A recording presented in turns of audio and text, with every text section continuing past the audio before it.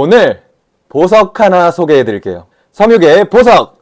캐시미어 코트입니다. 소심한 성격을 극복하기 위해 이것저것 해보지 않으셨나요? 그리고 쉽게 바뀌지 않으니까 절망한 적은 없으세요? 나는 왜 이렇지? 라는 생각해 본 적 있지 않으세요? 저는 올해 36살 남자입니다. 제 인생은 소심함을 극복하려고 분투해온 과정입니다. 저와 함께 비슷한 성격으로 고민하시는 분들께 제 영상이 도움이 될 수 있었으면 좋겠어요.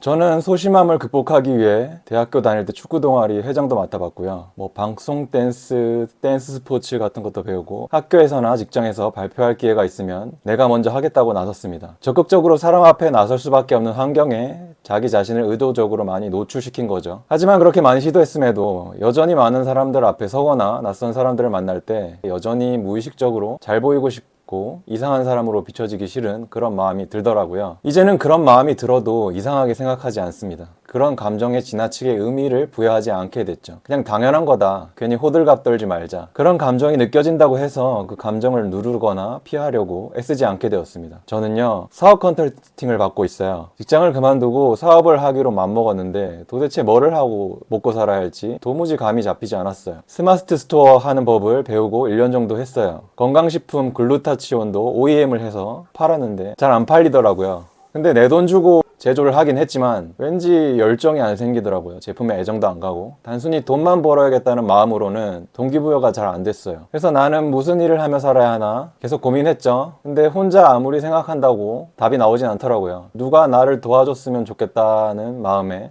전문가에게 컨설팅을 받게 됐습니다. 컨설팅을 받으면서 일단 사업을 시작하기 전에 소명을 찾을 필요가 있다는 걸 알게 됐어요. 내가 왜 이 일을 하는가? 자기 자신이 마음속 깊이 납득이 되는 게 우선이더라고요. 그래야 사업하면서 맞이할 고난에도 굴하지 않고 장기적으로 사업을 할 수 있다는 것이었어요. 컨설턴트가 말하길 단기간에 돈을 많이 번 사람들은 있지만 훅 벌었다가 훅 가는 사람이 그렇게 많다고 하더라고요. 사업이란 게 1, 2년 할 거 아니잖아요. 지속할 수 있어야 되는데 그러기 위해선 사명이 있어야 한다는 거죠. 사명을 찾는 방법은 내 과거를 돌아보는 것이에요. 내 과거 속에서 너무 하기 싫어, 너무 지겨워, 도망가고 싶어 라고 생각하면서도 계속 해왔던 일관된 일에 대한 새로운 의미를 찾는 것이죠. 저는 생각해보니까 제 내성적인 성격이 되게 못마땅했고 그래서 그걸 극복하기 위해 노력하면서 살아왔더라고요. 이게 내 사명일지도 모르겠다. 내가 내성적인 성격으로 늘 고민을 많이 했고 그걸 극복하기 위해 이런저런 일들을 해오면서 살아왔구나. 그렇다면 나와 비슷한 고민을 하고 있는 사람들을 내가 도울 수 있지 않을까? 라는 생각에 이르렀습니다. 먼저 이런 일을 이미 하고 있는 사람이 있는지 찾아봤어요. 유튜브에 검색을 해보니까 조금 흥미로운 분이 나오더라고요. 강병조 코치라고. 이분은 연기를 매개로 해서 자신감 없는 사람들에게 자신감을 심어주는 일을 하고 있었어요. 홈페이지에 들어가니까 사람들이 막 분노하면서 소리를 지르는 동영상이 뜨더라고요. 너무 재밌어 보였어요. 와, 여기 가면 진짜 뭔가 좀 바뀌겠는데? 그래서 원데이 클래스가 있길래 바로 등록을 했어요. 수업 당일 저녁 7시에 연기학원에 갔습니다. 선생님이 남선생님, 여사 선생님 두 분 계시더라고요. 일단 먼저 들어가자마자 여코치님과 함께 왜 오늘 이 수업에 오게 됐는지를 상담하는 시간을 잠깐 가진 후에 그 코치님께서 A4 용지로 대사가 적힌 걸 주시더라고요. 홈쇼핑 쇼호스트들의 대사였어요. 일단 연습하고 조금 있다가 수업 시작하면 해보라고 하시더라고요. 떨렸어요. 잘할 수 있을까? 잘못해서 창피할 것 같은데 라는 내면의 생각이 올라오긴 했지만 크게 동요하지 않았습니다. 어차피 다 예상했으니까요. 수업이 시작되고 일회성 참가가 아닌 정규과정 수강생들이 먼저 발표를 시작했어요.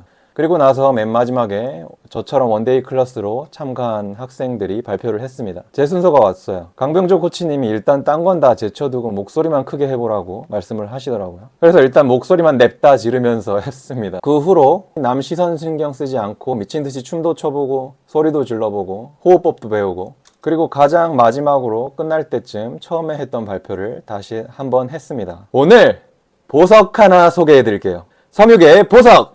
캐시미어 코트입니다. 이런 걸 했어요.